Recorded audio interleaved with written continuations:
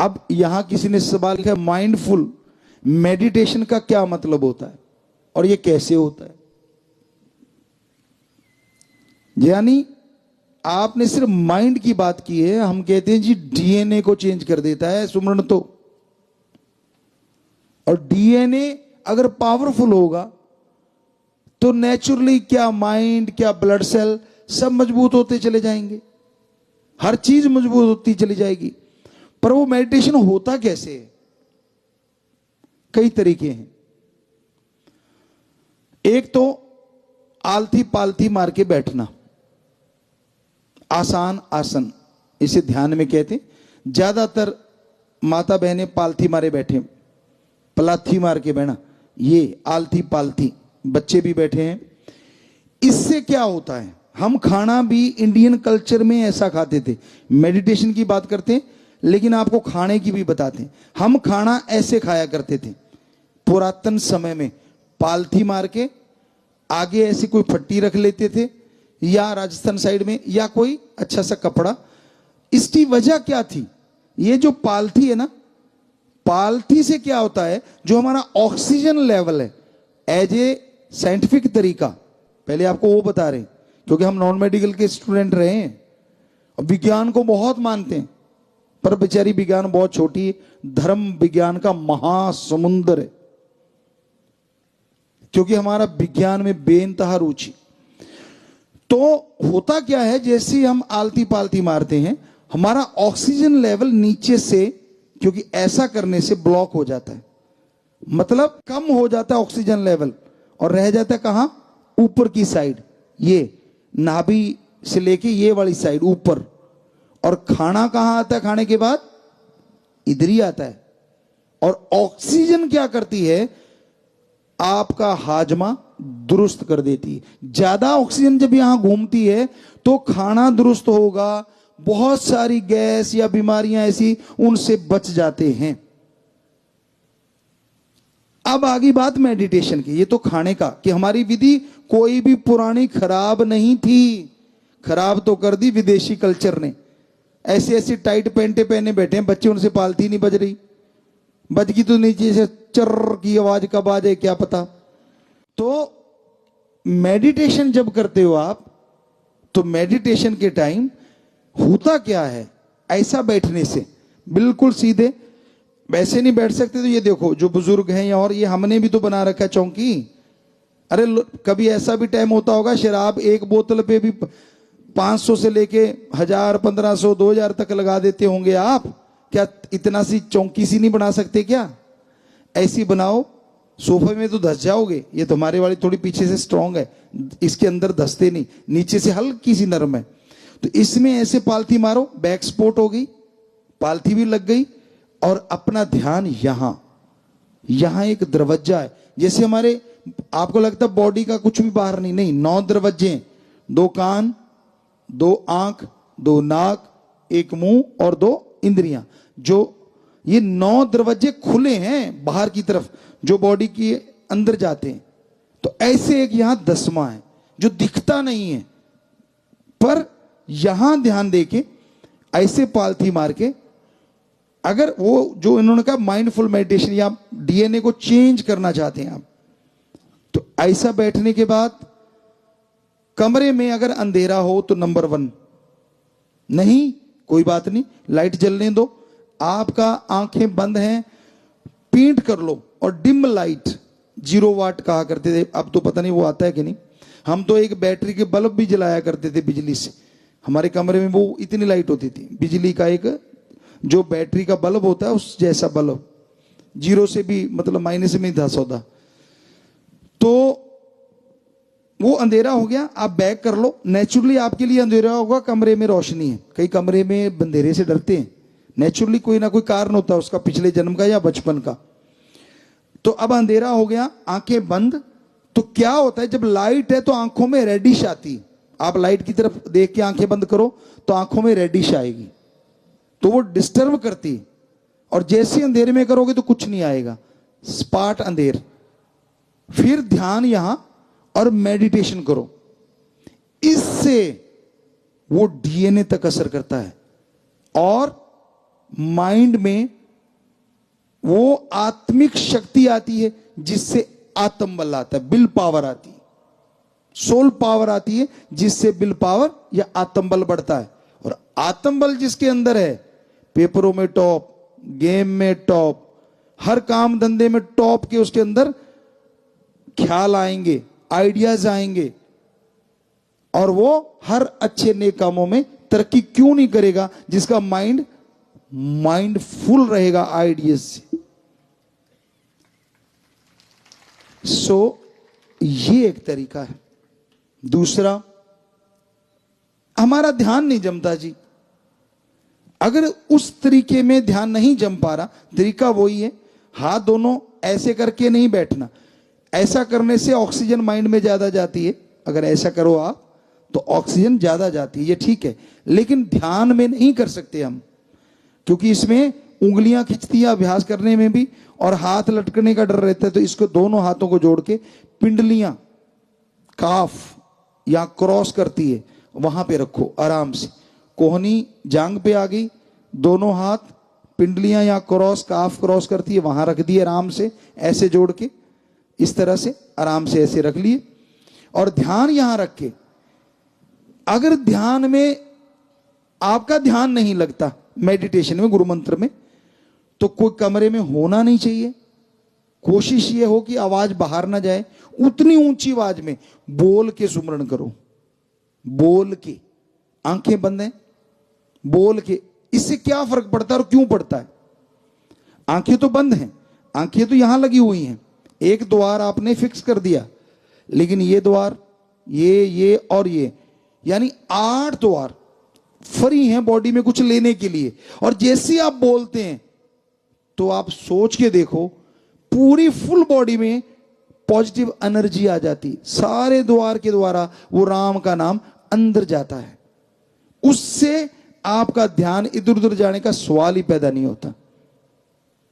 आप में से बच्चे कुछ प्लेयर बैठे होंगे, जब एक गेम खेलते हैं, एक उदाहरण देना चाहते हैं आपको, चलो बैडमिंटन ले लेते हैं। आप बैडमिंटन खेलते हो, गेम भी एक मेडिटेशन है। कैसे? जब गेम खेलते हैं, वो जो कोर्ट है हमारा, ग्राउंड, आपका पूरा वर्ल्ड वो ग्राउंड होता है, आपका पूरा फोकस रैकेट और शटल में होता है। तब दुनिया किधर है, कौन क्या है, किधर कौन है, कुछ पता नहीं होता उस घंटा 1.5 घंटा जो आप खेलते हैं, या 15-20 मिनट, आधा घंटा। तो हो गया ना मेडिटेशन। यानी सारी तरफ से ध्यान हटा के एक तरफ फोकस करना, इसी को मेडिटेशन। पर यह है method of meditation, prayer of God, God के लिए प्रैक्टिकली मेथड ऑफ मेडिटेशन। तो जैसे वो गेम के टाइम एक मेडिटेशन हो गया, माइंड कहीं भी नहीं जा रहा, पर शटल और रैकेट में और सामने वाले खिलाड़ियों में कि वो क्या कर रहा है, क्या करेगा, उस ग्राउंड के अंदर आपकी पूरी दुनिया सिमट जाती है। और बंद होते ही पूरी फिर से काम शुरू हो जाता है, घर में, परिवार में, इधर उधर। तो बोलेंगे ना जब आप, तो आपके जितने भी द्वार हैं उनके द्वारा भी आपकी फुल बॉडी को एक एनर्जी प्रकट होती है, ताकि आपके यहां पहुंचने में आपको मदद मिले। आपका ध्यान जमने लग जाएगा। जब एक बार जमने लग गया, फिर ऊंचा नहीं बोलना। कारण कि जब हम ख्यालों से, विचारों से बोलते हैं, ध्यान तो जमने लग गया, फिर क्या होता है, सिर्फ माइंड में सर्कुलेट होता है वो बहुत जोर से, बाकी तरफ से सुनना हो जाता है शरीर, ध्यान ही नहीं रहता। शरीर में ध्यान नहीं जाना चाहिए, इसलिए सिर्फ यही ध्यान। तो फिर वो ख्यालों से या जीभा से करेंगे तो यहां ध्यान जल्दी जमेगा, और उसको कहते हैं वो मेडिटेशन जो डीएनए या सोल पावर, आत्मिक शक्ति को जागृत करता है, जिससे आत्मबल, विल पावर आता है। कंटिन्यू करने से यहीं से आत्मा उड़ारी भरती अंदर ही अंदर और परमात्मा तक ले जाती है, अगर आप और प्रैक्टिस करेंगे तो। और परमात्मा से बड़ी कोई शक्ति नहीं है, वो एक है। ये एक धरती है, एक जगह जीवन है, पर हमने एहसास किया, हमारे महापुरुषों के पवित्र ग्रंथों में लिखा, सैकड़ों जगह जिंदगी है वो 100% सच है। उन्होंने कुछ भी झूठ नहीं लिखा, हमने एहसास किया, उसका अनुभव किया। आदमी के अंदर आत्मबल जब जागता है ना, विल पावर आती है, तो वो उसका फोकस इतना जबरदस्त हो जाता है, पढ़ने में, गेम में आप लगाओगे तो जल्दी से आपके अंदर कैच होंगी वो चीजें। तो इसलिए भाई ये चीज अभी पूछी गई, दोनों बातों पे हमने आपको बताया कि कैसे अपने आप को फोकस करना है, किस तरह से फोकस किया जा सकता है, और कितनी हाई स्पीड कैमरों की होती है। लेकिन आंखों की स्पीड देखिए आप, कैमरा चलाते हैं हम, कुदरत की अगर बात करें, कैमरा चलाते हैं, लेंस बदलने पड़ते हैं। अब 8R उसको बोल देते हैं, छोटा लेंस होता है, बड़े होते हैं 350, इससे भी बड़े होते हैं, और भी लेंस आ गए हैं, चंद्रमा तक को क्लोज कर दिया जाता है। लेंस बड़े बड़े आ रहे, तारों तक की गणना करने के लिए भी लेंस हैं। लेकिन ये जो हमारी आंखें है ना, लगभग जो हमने विज्ञान में हमें पक्का ख्याल में 576 मेगापिक्सल होती हैं, और एक पिक्सल में शायद 10 लाख, एक मेगापिक्सल में 10 लाख में भी पिक्सल होते हैं। एक मेगापिक्सल में 10 लाख पिक्सल होते हैं, और हमारी 576 लगभग कि 576 के आसपास हमारी मेगापिक्सल आंखें होती हैं। पर एक हैरानीजनक, जैसे कोई साइंटिस्ट नहीं बना सकता, 1 सेकंड में हम चांद देखते हैं, सेकंड की उसी हिस्से में, अभी सेकंड पूरा नहीं हुआ, हम अपने हथेली की लकीरें देख सकते हैं ऐसे करके। इतना फोकस एकदम इम्पॉसिबल, आज तक कोई कैमरा नहीं बना, कोई लेंस नहीं बना जो एकदम चंद्रमा को देखे और हाथ की छोटी लकीरें भी देख ले। आप देखो चेक करके, दूर निगाह मारो और फिर उंगली हाथ देखो, लकीरें दिखेंगी। जिसकी निगाह 6x6 है, चश्मे वाले भी देख सकते हैं, वो चश्मे से देख सकते हैं। क्यों गड़बड़ कर ली, खान पीने में चक्कर डाल लिया तो इसलिए गड़बड़ हो गई।